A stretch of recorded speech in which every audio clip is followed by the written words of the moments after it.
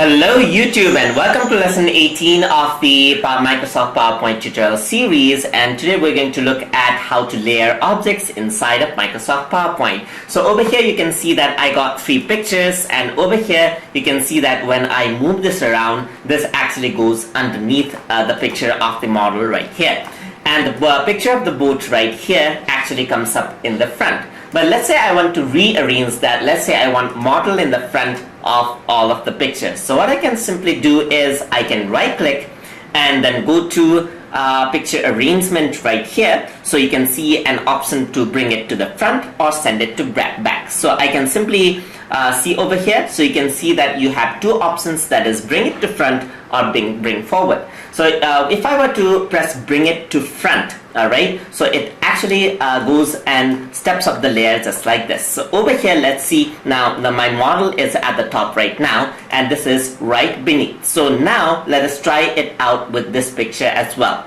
So let me right click this around. So over here you can see that there's bring to front. So let's bring it forward first, and you can see that now it actually goes in between. So when I actually select bring forward, it actually goes one layer above the other one. But if I were to do bring to front, let's say for example I'm going to choose the boat picture right here. I'm going to right click, bring to front. Alright, just click it over here and it comes right at the top just like this. So bring forward is just one layer forward, while bring to front is getting it over to the top just like that. If I want to send it back, so similarly I can right click, just go and send backward, it just goes one step at the back, and if I were to go to send to back itself, it goes right at the back of the layers just like that. So that is how layering works out. So if you want to create a nice stack of pictures with layered objects, then you can actually do that. Let's say I want this at the back, so I'm going to send this to back, and I want this on the front just like this, and you can see that I got a nice stack of pictures just like that.